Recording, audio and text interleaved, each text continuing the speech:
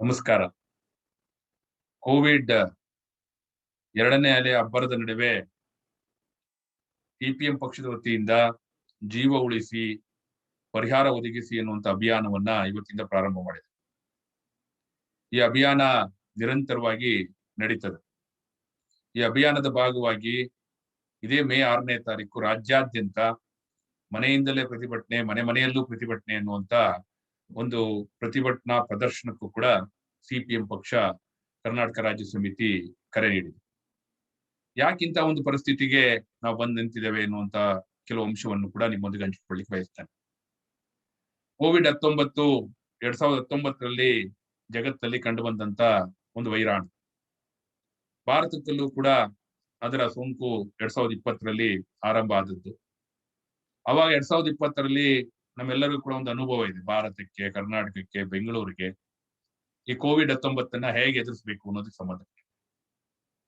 ಆ ಅನುಭವದ ಆಧಾರದಲ್ಲಿ ಒಂದು ವರ್ಷದ ನಂತರ ಮತ್ತೆ ಈ ಎರಡನೇ ಅಲೆ ನಮ್ಮ ಮುಂದೆ ಬಂದಿದೆ. ಆದ್ರೆ ಕಳೆದ ಮಾರ್ಚ್ 24ನೇ ತಾರೀಕು ಏಕಾಏಕಿಯಾಗಿ ನಮ್ಮ ದೇಶದ ಪ್ರಧಾನಿಗಳು ಲಾಕ್ ಡೌನ್ ಅನೌನ್ಸ್ ಮಾಡಿದ ನಂತರ ನಾವು ಕಂಡಂತ ಅನುಭವ ಇಡೀ ಜಗತ್ತಿಗೆನೆ ಗೊತ್ತಿದೆ. ಹಾಗಾಗಿ ಭಾರತೀಯರು ಕೂಡ ಹಲವು ರೀತಿಯಾದಂತ ನೋವನ್ನ, ಸಂಕಷ್ಟವನ್ನ ಉಂಡಿದ್ದಾರೆ. ಆ ಅನುಭವದ ಹಿನ್ನೆಲೆಯಲ್ಲಿ ಭಾರತದ ಸರ್ಕಾರ, ಪ್ರಮುಖವಾಗಿ ಕೇಂದ್ರದ ಬಿಜೆಪಿ ಸರ್ಕಾರ, ರಾಜ್ಯದ ಬಿಜೆಪಿ ಸರ್ಕಾರ, ಅದೇ ರೀತಿ ಸ್ಥಳೀಯ ಆಡಳಿತಗಳು ಯಾವ ವಿಪತ್ತು ನಿರ್ವಹಣಾ ಕಾಯ್ದೆ ಇದೆ, ಆ ವಿಪತ್ತು ನಿರ್ವಹಣಾ ಕಾಯ್ದೆ ಅಡಿಯಲ್ಲಿ ವಹಿಸಬೇಕಾದಂತ ಕ್ರಮಗಳನ್ನ ವಹಿಸಲಿಕ್ಕೆ ಅವಕಾಶ ಇತ್ತು. ಆ ಕ್ರಮಗಳನ್ನ ವಹಿಸಿದೀವಿ ಅಂತೇಳಿ ಅವ್ರು ಹೇಳ್ತಿದ್ದಾರೆ. ಅದೇ ಎರಡನೇ ಅಲೆ ಬರ್ತದೆ ಅನ್ನುವಂತ ಮುನ್ನೆಚ್ಚರಿಕೆಯನ್ನ ನವೆಂಬರ್ 11ನೇ ತಾರೀಕು ರಾಜ್ಯದ ತಜ್ಞರ ಸಲಹಾ ಸಮಿತಿ, ಟೆಕ್ನಿಕಲ್ ಅಡ್ವೈಸರಿ ಕಮಿಟಿ ರಾಜ್ಯ ಸರ್ಕಾರಕ್ಕೆ ತನ್ನ ವರದಿಯನ್ನು ಕೊಟ್ಟಿದೆ. 2020 ನವೆಂಬರ್ 11ನೇ ತಾರೀಕು ಈ ರೀತಿಯಂತ ವರದಿ ಕೊಟ್ಟ ಮೇಲೂ ಕೂಡ ನಮ್ಮ ರಾಜ್ಯ ಸರ್ಕಾರ ಏನ್ ಮಾಡ್ತು ಅನ್ನುವಂಥದ್ದೇ ಪ್ರಶ್ನೆ ಇಲ್ಲಿರೋದು. ನವೆಂಬರ್ನಲ್ಲಿ ಈ ರೀತಿ ವರದಿ ಬಂದಿದೆ, ಜನವರಿ ಇತ್ತು, ಡಿಸೆಂಬರ್ ಇತ್ತು, ಅದೇ ರೀತಿ ಫೆಬ್ರವರಿ, ಮಾರ್ಚ್ ಇತ್ತು. ಈ ನಡುವೆ ಒಂದು ರಾಜ್ಯದ ಬಜೆಟ್ ಅನ್ನು ಕೂಡ ಮಾನ್ಯ ಮುಖ್ಯಮಂತ್ರಿಗಳು ಮಂಡಿಸಿದ್ರು. ಸೊ ಇದೆಲ್ಲವನ್ನು ಮಂಡಿಸಿರುವಂತ ಸಂದರ್ಭದಲ್ಲೇನೆ ಆ ಬಜೆಟ್ ಅನ್ನ ಮಂಡನೆ ಮಾಡಿದ ನಂತರ ಕೇಂದ್ರ ಸರ್ಕಾರವು ಕೂಡ ಬಜೆಟ್ ಅನ್ನ ಮಂಡನೆ ಮಾಡಿತ್ತು. ಅದರ ನಂತರ ಈ ಕೋವಿಡ್ ನ ಎರಡನೇ ಅಲೆ ಬಂದಿದೆ. ಅದೇ ಕೋವಿಡ್ ನ ಈ ಪ್ರಕರಣಗಳು ಹೆಚ್ಚಾಗುವಂತ ಪ್ರಕ್ರಿಯೆಗಳು ಪ್ರಾರಂಭ ಆಗುವಷ್ಟರಲ್ಲಿ, ಸಾವುಗಳ ಸಂಖ್ಯೆ ಹೆಚ್ಚಾಗುವಂತ ಸಂದರ್ಭದಲ್ಲಿ, ಎಲ್ಲಿವರೆಗೂ ಸಾವುಗಳ ಸಂಖ್ಯೆ ಹೆಚ್ಚಾಗಿ ನಮ್ಮ ಚಿತಾಗಾರದಲ್ಲಿ, ಸ್ಮಶಾನದಲ್ಲಿ ಆ ಮೃತರಾದಂತ ನಮ್ಮ ಬಂಧುಗಳ ಶವಗಳನ್ನ ಅಂತ್ಯ ಸಂಸ್ಕಾರ ಮಾಡ್ಲಿಕ್ಕೆ ಆಗಲ್ಲ ಅನ್ನುವಂಥ ಪರಿಸ್ಥಿತಿ ನಿರ್ಮಾಣ ಆಯ್ತು, ಅಲ್ಲಿವರೆಗೂ ಕೂಡ ರಾಜ್ಯ ಸರ್ಕಾರ ಎಚ್ಚೆತ್ತುಕೊಳ್ಳಿ. ಕೇಂದ್ರ ಸರ್ಕಾರ ಅಂತೂ ಇವತ್ತರೆಗೂ ಕೂಡ ಎಚ್ಚೆತ್ತುಕೊಂಡಿಲ್ಲ ಅನ್ನುವಂಥ ಅಂಶವನ್ನು ನಾವು ನೋಡ್ತಾ ಇದ್ದೀವಿ. ಕೇಂದ್ರ ಸರ್ಕಾರ ಮೊನ್ನೆ ಏಪ್ರಿಲ್ 23ನೇ ತಾರೀಕು ಒಂದು ಗೈಡ್ ಲೈನ್ಸ್ ಅನ್ನ ಹೊರಡಿಸಿದೆ. ಆ ಗೈಡ್ ಲೈನ್ ಅನ್ನ ಇವತ್ತಿಗೆ ಎಂಡ್ ಆಗ್ತಿತ್ತು. ಇವತ್ತಿಗೆ ಅಂದ್ರೆ ಮಾರ್ಚ್ 30ನೇ ತಾರೀಕಿಗೆ ಅಂತ್ಯ ಆಗ್ತಿತ್ತು. ಈ ಮಾರ್ಚ್ 30ನೇ ತಾರೀಕಿಗೆ ಅಂತ್ಯ ಆಗ್ತಕ್ಕಂತ ಆ ಗೈಡ್ ಲೈನ್ ನ ಮಾರ್ಗದರ್ಶಿ ಸೂತ್ರಗಳೇನಿದಾವೆ ಅದನ್ನ ಮತ್ತೆ ಮೇ 31ನೇ ತಾರೀಕುವರೆಗೂ ಕೂಡ ವಿಸ್ತರಿಸಿ ಅದನ್ನ ಇನ್ನೊಂದು ಗೈಡ್ ಲೈನ್ಸ್ ಅನ್ನ ಹೊರಡಿಸಿದ್ದಾರೆ. ಆ ಎಲ್ಲಾ ಗೈಡ್ ಲೈನ್ ಪ್ರಕಾರ ಇವತ್ತು ಕೋವಿಡ್ 19ರ ಎರಡನೇ ಅಲೆಯ ನಿರ್ವಹಣೆಯನ್ನ ರಾಜ್ಯ ಸರ್ಕಾರದ ಅಡಿಯಲ್ಲಿರ್ತಕ್ಕಂಥ ವಿಪತ್ತು ನಿರ್ವಹಣಾ ಕರ್ನಾಟಕ ರಾಜ್ಯ ಕಾರ್ಯಕಾರಿ ಸಮಿತಿ ಇದೆ, ಅದರ ಅಧ್ಯಕ್ಷರಾಗಿ ಮುಖ್ಯ ಕಾರ್ಯದರ್ಶಿಗಳು ನಿರ್ವಹಿಸ್ತಾ ಇದ್ದಾರೆ. ರಾಜ್ಯ ಸರ್ಕಾರದ ಮಾರ್ಗದರ್ಶನದಲ್ಲಿ ಅದು ನಡೀತಾ ಇದೆ.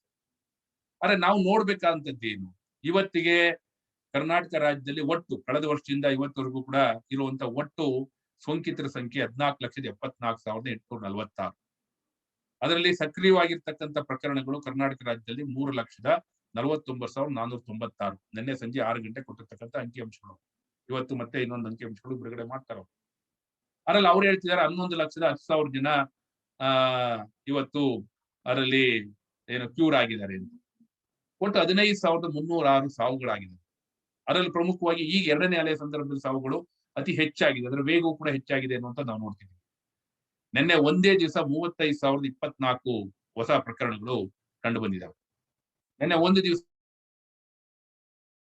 270 ಸಾವು ಕರ್ನಾಟಕ ರಾಜ್ಯ ಕಂಡಿದೆ. ಇದರಲ್ಲಿ ಬೆಂಗಳೂರಿನದು ಬಹಳ ಸೀಮ ಪಾಲಿದೆ.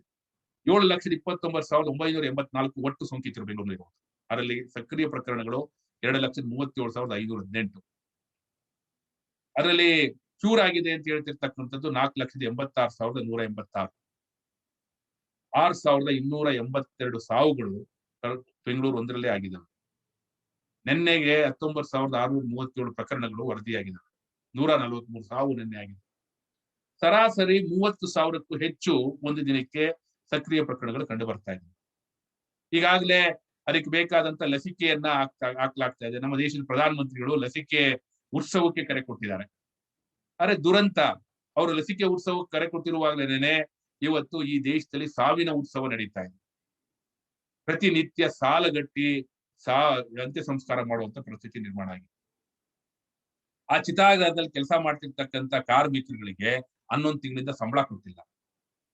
24 ಗಂಟೆ ಕೆಲಸ ಮಾಡುವಂತ ಪರಿಸ್ಥಿತಿ ಇದೆ. ಗುತ್ತಿಗೆ ಕಾರ್ಮಿಕರ ಕೆಲಸ ಮಾಡ್ತಿದ್ದಾರೆ. ಕೊನೆಗೆ ಸಾಮೂಹಿಕವಾಗಿ ಏನು ಶವಗಳನ್ನ ದಹನ ಮಾಡ್ತಕ್ಕಂಥ ಸಾಮೂಹಿಕ ಶವ ಸಂಸ್ಕಾರ ಸ್ಥಳಗಳನ್ನ ಗುಡಿಸುವಂತ ಕೆಲಸ ಮಾಡಿದ್ದಾರೆ. ನಿನ್ನೆ ಯಾವ ಸ್ಥಳವನ್ನ ಅವ್ರು ಗುಡಿಸಿದಾರೋ ಮಾಗಡಿ ರಸ್ತೆಯಲ್ಲಿ, ಅಲ್ಲಿ ಜನ ಪ್ರತಿಭಟನೆಗಳನ್ನು ಮಾಡಿದ್ದಾರೆ. ಯಾಕೆಂದ್ರೆ ಬೆಂಗಳೂರಿನ ಕಸವನ್ನು ತಗೊಂಡೋಗಲಾಗ್ತೀರಿ, ಇವತ್ತು ಬಂದು ಶವಗಳನ್ನು ಸುಡ್ತಾ ಇದ್ದೀರಿ, ನಮಗೆ ಯಾಕೆ ಸಂಕಟ ಕೊಡ್ತಾ ಇದ್ದೀರಿ ಅಂತ ಅಲ್ಲಿ ಜನ ಕೇಳ್ತಾ ಇದ್ದಾರೆ. ದುರಂತ ಎಂತದ್ದು ಅಂದ್ರೆ ಕರ್ನಾಟಕ ರಾಜ್ಯದ ಯಾವ ಕಂದಾಯ ಸಚಿವರಿದ್ದಾರೆ, ಬೆಂಗಳೂರು ದಕ್ಷಿಣದ ಲೋಕಸಭಾ ಸದಸ್ಯರಿದ್ದಾರೆ, ಇವರಿಬ್ರು ಕೂಡ ಮೊನ್ನೆ ಆ ಸಾಮೂಹಿಕ ಶವ ಸಂಸ್ಕಾರ ಸ್ಥಳವನ್ನ ಉದ್ಘಾಟನೆ ಮಾಡ್ಲಿಕ್ಕೆ ಅಂತ ಹೋಗಿದ್ದಾರೆ. ಇಂತ ಡಿಜನರೇಟೆಡ್ ಆದಂತ ಮಟ್ಟಕ್ಕೆ ಇವತ್ತು ಕರ್ನಾಟಕ ರಾಜ್ಯ ಬಿಜೆಪಿ ಸರ್ಕಾರ ಬಂದಿದೆ ಅನ್ನೋದು ನಾವು ನೋಡ್ಬೇಕಾಗ್ತದೆ. ಜನ ಸಂಕಷ್ಟದಲ್ಲಿರುವಾಗ ಅಲ್ಲಿ ಜನ ತಮ್ಮ ಬಂಧುಗಳ ಶವ ಸಂಸ್ಕಾರಕ್ಕೆ ಹೋಗಿದ್ದಂತವ್ರು ಇವರಿಗೆ ತರಾಟೆ ತಗೊಂಡ ಮೇಲೆ ವಾಪಸ್ ಬಂದಿದ್ದಾರೆ. ಅಂದ್ರೆ ಸಾಮೂಹಿಕ ಶವ ಸಂಸ್ಕಾರದ ಸ್ಥಳಗಳನ್ನು ಉದ್ಘಾಟನೆ ಮಾಡೋ ಮಟ್ಟಕ್ಕೆ ಹೋಗಿದ್ದಾರೆ. ಇವತ್ತು ಬೆಡ್ಗಳಿಲ್ಲ, ಆಕ್ಸಿಜನ್ ಇಲ್ಲ, ರೆಮಿಡಿಸಿವಿರ್ ಔಷಧಿ ಇಲ್ಲ, ಅದೇ ರೀತಿಯಲ್ಲಿ ICU ಅಂತ ಇಲ್ವೇ ಇಲ್ಲ, ವೆಂಟಿಲೇಟರ್ಗಳು ಸಿಗೋದಿಲ್ಲ ಅನ್ನುವಂತ ಪರಿಸ್ಥಿತಿ. ನಿನ್ನೆ ಬೆಳಿಗ್ಗೆಯಿಂದಲೂ ಕೂಡ 73 ವರ್ಷದ ಒಬ್ಬ ಹೆಣ್ಣುಮಗಳು ತನ್ನ ಏನು ಕೋವಿಡ್ ಪಾಸಿಟಿವ್ ಆದ್ಮೇಲೆ ತನಗೆ BU ನಂಬರ್ ಬಂದಿಲ್ಲ ಅಂತ ಹೇಳಿ ಕಾದ್ ಕುಂತಿದ್ದು, ನಿನ್ನೆ ಆಕೆಯ ಆಕ್ಸಿಜನ್ ಸ್ಯಾಚುರೇಷನ್ ಲೆವೆಲ್ 79ಕ್ಕೆ ಬಂದಾಗ ಫೋನ್ ಮಾಡಿದ್ರೆ ಆಮೇಲೆ 2 ಗಂಟೆ ನಂತರ BU ನಂಬರ್ ಕಳಿಸ್ತಾರೆ. ನಿನ್ನೆ ಬೆಳಗ್ಗೆಯಿಂದ ಇವತ್ತರೆಗೂ ಕೂಡ ಆಕೆಗೆ ಬೆಡ್ ಸಿಕ್ಕಿಲ್ಲ. ಇವತ್ತಾಗಲೇ 73ಕ್ಕೆ ಬಂದಿದೆ. ಆಯಮ್ಮ ಏನ್ ಮಾಡ್ಬೇಕು? ಮಾನ್ಯ ಮುಖ್ಯಮಂತ್ರಿಗಳು ಇವತ್ತು ಒಂದು ಅಡ್ವರ್ಟೈಸ್ಮೆಂಟ್ ಕೊಟ್ಟಿದ್ದಾರೆ, ನಿನ್ನೆ ಒಂದು ಅಡ್ವರ್ಟೈಸ್ಮೆಂಟ್ ಕೊಟ್ಟಿದ್ದಾರೆ, ಮನೆಯಲ್ಲೇ ಇರಿ, ಲಾಕ್ ಡೌನ್ ಪಾಲಿಸ್ಬಿಟ್ಟು ಮನೆಯಲ್ಲೇ ಇದ್ದು ಕ್ಷೇಮವಾಗಿರ್ಲಿ ಅಂತ. ನಾವು ಕೇಳಬೇಕಾಗ್ತದೆ, ಮನೆಯಲ್ಲೇ ಇದ್ದು ಕ್ಷೇಮವಾಗಿರೋದು ಹೇಗೆ? ಕರೆಕ್ಟ್, ಆಯ್ತು, ನೀವ್ ಹೇಳುವಂತ ರೀತಿಯಲ್ಲಿ ಮನೇಲೇ ಇರೋಣ, ನೀವು ಲಾಕ್ ಡೌನ್ ಮಾಡಿದಿರಿ, ಆಯ್ತು ಒಪ್ಕೊಳ್ಳೋಣ. ಆದ್ರೆ ನೀವು ಮಾಡಿರುವಂತ ಕೆಲಸದಿಂದಾಗಿ ಮನೇಲೆ ಸಾವು ಬೇಕಾದಂತ ಸಂದರ್ಭ ಬಂದಿದೆಯಲ್ಲ, ಬೆಡ್ ಕೊಡ್ತಾ ಇಲ್ಲ, ನೀವು ICU ಕೊಡ್ತಾ ಇಲ್ಲ, ಆಕ್ಸಿಜನ್ ಕೊಡ್ತಾ ಇಲ್ಲ ಅನ್ನುವಂತ ಪ್ರಶ್ನೆಗಳಿದಾವೆ. ನಿನ್ನೆ ರಾಜ್ಯ ಉಚ್ಚ ನ್ಯಾಯಾಲಯ ರಾಜ್ಯ ಸರ್ಕಾರಕ್ಕೆ, ಕೇಂದ್ರ ಸರ್ಕಾರಕ್ಕೆ ಒಂದು ನಿರ್ದೇಶನವನ್ನು ಕೊಟ್ಟಿದೆ. ಏನಂತ? ಕರ್ನಾಟಕ ರಾಜ್ಯದಲ್ಲಿ ನೀವು 10,000 ರೆಮಿಡಿಸಿವಿರ್ ಇಂಜೆಕ್ಷನ್ ಗಳನ್ನ ಪ್ರತಿನಿತ್ಯ ಸರಬರಾಜು ಮಾಡಬೇಕು ಅಂತ. ಕರ್ನಾಟಕ ರಾಜ್ಯಕ್ಕೆ 821 ಟನ್ ಆಕ್ಸಿಜನ್ ಬೇಕಾಗ್ತದೆ. ಆದ್ರೆ 821 ಟನ್ ಆಕ್ಸಿಜನ್ಗಳ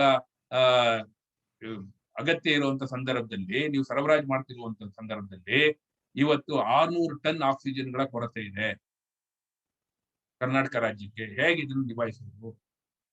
ಆಕ್ಸಿಜನ್ಗಳನ್ನ ಕೊಡೋದಿಲ್ಲ, ಹಾಸಿಗೆಗಳನ್ನ ಕೊಡೋದಿಲ್ಲ, ಔಷಧಿಯನ್ನ ಕೊಡೋದಿಲ್ಲ. ಮೇ 1ನೇ ತಾರೀಕಿಂದ, ನಾಳೆಯಿಂದ 18 ವರ್ಷದಿಂದ 45 ವರ್ಷದವ್ರಿಗೆ ಲಸಿಕೆಯನ್ನ ಹಾಕ್ತಿವಿ ಅಂತ ಹೇಳ್ಬಿಟ್ಟು ಹೇಳಿದ್ರಿ. ಈಗ ಲಸಿಕೆ ಬರ್ಲಿಲ್ಲ, ಹಾಗಾಗಿ ಅದು ಮುಂದೂಡಿದಿರಿ. 18ನೇ ತಾರೀಕು ಹಾಕ್ತಿವಿ ಅಂತ ಒಬ್ರು ಹೇಳ್ತಾರೆ, ಇಲ್ಲ ಮೇ ಕೊನೆವರೆಗೂ ಕೂಡ ಮುಂದೂಡಿದೀವಿ ಅಂತ ಇನ್ನೊಬ್ರು ಹೇಳ್ತಾರೆ. ಅಂದ್ರೆ ಇಷ್ಟು ದೊಡ್ಡ ಪ್ರಮಾಣದ ಸೋಂಕು ಹರಡ್ತಾ ಇರುವಂತ ಸಂದರ್ಭದಲ್ಲಿ ನೀವು ಲಸಿಕೆಯನ್ನ ಹಾಕೋದು ಕೂಡ ಮುಂದೂಡ್ತೀವಿ ಅಂತ ಹೇಳಿದ್ರೆ ಹೇಗೆ ಅನ್ನುವಂತ ಪ್ರಶ್ನೆ ಇದೆ. ಹಿಂದೆಲ್ಲ ಏನ್ ಹೇಳ್ತಿದ್ವಿ? ಕೋಮಾರ್ಬಿಟೈಟಿಸ್ ಇದ್ದಂತ ಸಕ್ಕರೆ ಕಾಯಿಲೆನೋ, ಹೃದಯ ಕಾಯಿಲೆನೋ ಅಥವಾ ಕಿಡ್ನಿ ಕಾಯಿಲೆನೋ, ಈ ರೀತಿಯಾದಂತ ಕಾಯಿಲೆಗಳಿದ್ದಂತವ್ರಿಗೆ ಈ ಸೋಂಕು ಹರಡ್ತದೆ. ಹಾಗಾಗಿ 60 ವರ್ಷ ಮೇಲ್ಪಟ್ಟಂತವ್ರು, 10 ವರ್ಷದೊಳಗಡೆ ಇರುವಂತವ್ರು ಹೊರಗಡೆ ಬರಬೇಡಿ ಅಂತ ಹೇಳ್ತಿದ್ವಿ. ಆದ್ರೆ ಈಗೇನ್ ನಾವು ನೋಡ್ತಾ ಇದೀವಿ? ಯುವ ಜನ ಇವತ್ತು ಕೋವಿಡ್ಗೆ ಸೋಂಕಿತರಾಗ್ತಿದ್ದಾರೆ, ಮಾತ್ರ ಅಲ್ಲ ಸಾವಿಗೀಡಾಗ್ತಿದ್ದಾರೆ ಎನ್ನುವಂತ ಸಂದರ್ಭವನ್ನು ನೋಡ್ತಿದ್ದೀವಿ. ಅಂತ ಒಂದು ಸಂದರ್ಭದಲ್ಲಿ ನೀವು 18ನೇ ವಯಸ್ಸಿನ ನಂತರ ಹಾಕ್ಬೇಕಾಗಿದ್ದ ಲಸಿಕೆಯನ್ನ ಮುಂದೂಡ್ತೀರಿ ಅಂತ ಹೇಳಿದ್ರೆ ನಿಮ್ಮ ಸನ್ನದ್ಧತೆ ಹೇಗಿದೆ ಅನ್ನೋದು ತೋರಿಸ್ತದೆ. ಹೈಕೋರ್ಟ್ ಪದೇ ಪದೇ ನಿಮ್ಮ ತಲೆ ಮೇಲೆ ಕುಂತು ಇವತ್ತು ನಿಮಗೆ ಚೀಮಾರಿಗಳನ್ನ ಹಾಕಿದ್ರು ಕೂಡ ಕೇಂದ್ರ ಮತ್ತೆ ರಾಜ್ಯ ಸರ್ಕಾರಕ್ಕೆ ಎಚ್ಚರಿಕೆ ಇಲ್ಲ ಅನ್ನುವಂತ ಪರಿಸ್ಥಿತಿ ನಾವು ನೋಡ್ತಾ ಇದ್ದೀವಿ. ಅಷ್ಟು ಮಾತ್ರ ಅಲ್ಲ, ಕೇಂದ್ರ ಸರ್ಕಾರ ಕರ್ನಾಟಕ ರಾಜ್ಯಕ್ಕೆ ಒಂದು ದೊಡ್ಡ ರೀತಿಯಾದಂತ ದ್ರೋಹವನ್ನ ಮಾಡ್ತಾ ಇದೆ ಅಂತ ಹೇಳಿದ್ರೆ ತಪ್ಪಾಗುದಿಲ್ಲ. ಯಾಕೆ?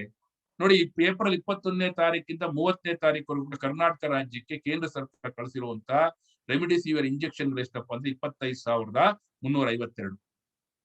ಆದ್ರೆ ಅದೇ ಗುಜರಾತ್ಗೆ 1,63,559 ಕಳಿಸ್ತೀರಿ. ಛತ್ತೀಸ್ಗಢಗೆ 48,250 ಕಳಿಸ್ತೀರಿ. ಅಲ್ಲಿ ಎಷ್ಟಿದಾವೆ ಪ್ರಕರಣಗಳು, ಸಕ್ರಿಯ ಪ್ರಕರಣಗಳು? ಕರ್ನಾಟಕದಲ್ಲಿ ಎಷ್ಟಿದಾವೆ ಸಕ್ರಿಯ ಪ್ರಕರಣಗಳು? ಕರ್ನಾಟಕದಲ್ಲಿ ನಿನ್ನೆ 35,000 ಸಕ್ರಿಯ ಪ್ರಕರಣಗಳಿದಾವೆ. ಆದ್ರೆ ಗುಜರಾತ್ ನಲ್ಲಿ ಎಷ್ಟಿದಾವೆ? 15,000 ದಾಟಿಲ್ಲ. ಛತ್ತೀಸ್ಗಢದಲ್ಲಿ ಎಷ್ಟಿದಾವೆ? 10,000 ದಾಟಿಲ್ಲ. ಆದ್ರೆ ಸಕ್ರಿಯ ಪ್ರಕರಣಗಳ ಸಂಖ್ಯೆ ಕಮ್ಮಿ ಇರುವಂತ ರಾಜ್ಯಗಳಿಗೆ ಅಲ್ಲಿ ನಿಮ್ಮ ಬಿಜೆಪಿ ಸರ್ಕಾರ ಇದೆ, ಇಲ್ಲೂ ನಿಮ್ದೇ ಬಿಜೆಪಿ ಸರ್ಕಾರ ಇದೆ. ಆದ್ರೂ ಕೂಡ ಕರ್ನಾಟಕಕ್ಕೆ ಈ ರೀತಿಯಾದ ಮಲತಾಯಿ ಧೋರಣೆಯನ್ನ ನೀವು ಮಾಡ್ತಿದ್ದೀರಿ ಯಾಕೆ ಅನ್ನುವಂತ ಪ್ರಶ್ನೆಯನ್ನ ಇವತ್ತು ನಾವು ಜನ ಕೇಳ್ತಿದ್ದಾರೆ, ನಾವು ಕೇಳ್ತಿರೋದಲ್ಲ ಅನ್ನುವಂತ ಪ್ರಶ್ನೆಯನ್ನ ನಾವು ನೋಡ್ತಿದ್ದೀವಿ. ಸೊ ಇಂಥ ಒಂದು ಸಂದರ್ಭದಲ್ಲಿ ಈ ರೀತಿಯಾದಂತ ಪರಿಸ್ಥಿತಿಗೆ ಕರ್ನಾಟಕ ರಾಜ್ಯವನ್ನ ದೂಡಿರುವಂತದ್ದು ಯಾಕಪ್ಪ ಅಂತ ಹೇಳಿದ್ರೆ, ಕರ್ನಾಟಕ ರಾಜ್ಯ ಸರ್ಕಾರ ಈ ಮುನ್ನೆಚ್ಚರಿಕೆಯನ್ನು ವಹಿಸ್ತಿಲ್ಲ. ಏನು ರಾಜ್ಯ ಸರ್ಕಾರದ ಬಜೆಟ್ ಅನ್ನ ಮಂಡನೆ ಮಾಡಿದ್ರಿ, ಅವಾಗ ಸಿಪಿಎಂ ಪಕ್ಷವಾಗಿ ಎಲ್ಲರೂ ಕೂಡ ಕೇಳಿದ್ವಿ ನಾವೇನಂತ, ನೋಡಿ ನೀವು ಈ ಬಾರಿಯ ಬಜೆಟ್ ಅನ್ನ ಕರ್ನಾಟಕ ರಾಜ್ಯದ ಆರೋಗ್ಯಕ್ಕೆ, ವೈದ್ಯಕೀಯ ವ್ಯವಸ್ಥೆಯನ್ನ ಬಲಪಡಿಸಲಿಕ್ಕೆ, ಅದರಲ್ಲೂ ಸಾರ್ವಜನಿಕ ಆರೋಗ್ಯ ವ್ಯವಸ್ಥೆಯನ್ನು ಬಲಪಡಿಸಲಿಕ್ಕೆ ಅಂತೇಳಿ ಹೆಚ್ಚು ಮೀಸಲಿಡಬೇಕು ಅಂತ. ಆದ್ರೆ ನೀವು ಮೀಸಲಿಡಲಿಲ್ಲ. ಬಿಬಿಎಂಪಿ ಬಜೆಟ್ ಮಾಡ್ಬೇಕಾದ್ರೆ ಮೀಸಲಿಡಲಿಲ್ಲ. ಕಳೆದ ವರ್ಷ ಬಿಬಿಎಂಪಿಗೆ ಕೋವಿಡ್ ನಿರ್ವಹಣೆಗೆ ಅಂತ ಕೊಟ್ಟಿರುವಂತದ್ದು 360 ಕೋಟಿ. ಆದ್ರೆ ಈ ಬಾರಿ ಬಜೆಟ್ ಮಂಡನೆ ಮಾಡುವಾಗ ಕೋವಿಡ್ ನಿರ್ವಹಣೆಗೆ ಅಂತೇಳಿ ಬಿಬಿಎಂಪಿಗೆ ಕೊಟ್ಟದ್ದು, ಬೆಂಗಳೂರು ಮಹಾನಗರ ಪಾಲಿಕೆ ಕೊಟ್ಟದ್ದು ನೀವು 160 ಕೋಟಿ. 2ನೇ ಅಲೆ ಬರ್ತದೆ ಅಂತೇಳಿ ಗೊತ್ತಿದ್ದು ಕೂಡ ನವೆಂಬರ್ 11ನೇ ತಾರೀಕಿನೇ ನಿಮಗೆ ಟೆಕ್ನಿಕಲ್ ಅಡ್ವೈಸರ್ ಕಮಿಟಿ ರಿಪೋರ್ಟ್ ಕೊಟ್ಟಿದ್ರು ಕೂಡ ಈ ರೀತಿಯಾದಂತ ಪ್ರಶ್ನೆ ಮಾಡಿದ್ರು. ಅಷ್ಟು ಮಾತ್ರ ಅಲ್ಲ, ಈ ರೀತಿಯಾದ ಸಂಕಷ್ಟದ ಸಂದರ್ಭದಲ್ಲಿ ಇಡೀ ಕರ್ನಾಟಕ ರಾಜ್ಯ ಇರುವಾಗ, ಕಳೆದ ವರ್ಷದ ಅನುಭವ ನಿಮ್ಮ ಹತ್ರ ಇರುವಾಗ, ತಿರುಪತಿಲಿ ಹೋಗಿ ನೀವು ಗೆಸ್ಟ್ ಹೌಸ್ ಕಟ್ಟಲಿಕ್ಕೆ 200 ಕೋಟಿ ರೂಪಾಯಿ ಖರ್ಚು ಮಾಡ್ತೀರಿ, ಶಂಕುಸ್ಥಾಪನೆ ಮಾಡ್ತೀರಿ.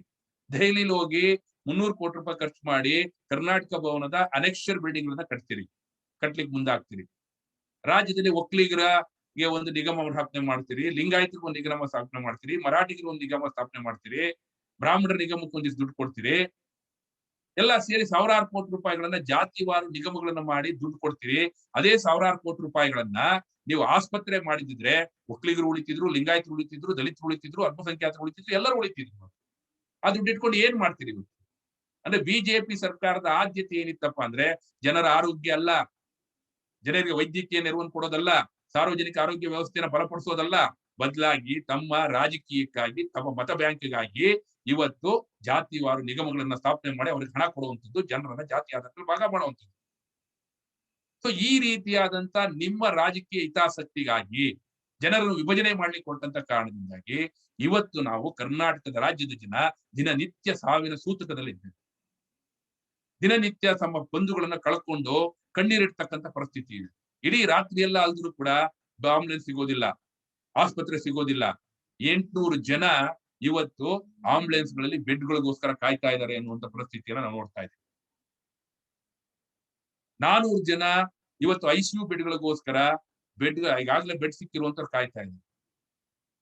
ಕಳೆದ ವರ್ಷ ನೀವು ಬೆಂಗಳೂರು ಇಂಟರ್ನ್ಯಾಷನಲ್ ಎಕ್ಸಿಬಿಷನ್ ಸೆಂಟರ್ ಅಲ್ಲಿ 10,000 ಹಾಸಿಗೆಗಳ ಕೋವಿಡ್ ಕೇರ್ ಸೆಂಟರ್ ಮಾಡಿದ್ರಿ. 100 ಕೋಟಿ ರೂಪಾಯಿ ಖರ್ಚು ಮಾಡಿದ್ರಿ. ಏನಾಯ್ತದು? ಎಲ್ಗೋದ್ವು ಹಾಸಿಗೆಗಳು? ಎಲ್ಗೋದ್ವು ಅಲ್ಲಿದ್ದಂತ ಎಲ್ಲ ವ್ಯವಸ್ಥೆಗಳು? ಏನ್ ಮಾಡಿದ್ರಿ ಅದನ್ನ? ಕಳೆದ ವರ್ಷ ಈ ರೀತಿ ನೀವು ಒಬ್ಬರನ್ನ ಕೋವಿಡ್ ಪಾಸಿಟಿವ್ ಅಂತ ಐಡೆಂಟಿಫೈ ಮಾಡಿದ ನಂತರ ಅವ್ರ ಮನೆಗಳನ್ನ ನೀವು ಸೀಲ್ ಡೌನ್ ಮಾಡ್ತಿದ್ರಿ, ಏರಿಯಾಗಳನ್ನ ಸೀಲ್ ಡೌನ್ ಮಾಡ್ತಿದ್ರಿ, ಮನೆ ಮುಂದೆ ನೋಟಿಸ್ ಗಳನ್ನ ಹಾಕ್ತಿದ್ರಿ. ಈ ವರ್ಷ ಅವು ಯಾವುದೂ ಇಲ್ಲ. ಇವತ್ತು ಎಷ್ಟು ಜನ ಆಸ್ಪತ್ರೆಗಳಲ್ಲಿದ್ದಾರೋ ಅದರ 100ರಷ್ಟು ಜನ ಅಥವಾ 90% ಇವತ್ತು ಮನೆಗಳಲ್ಲಿ ಮನೆ ಆರೈಕೆ ಅಂತಿದ್ದಾರೆ.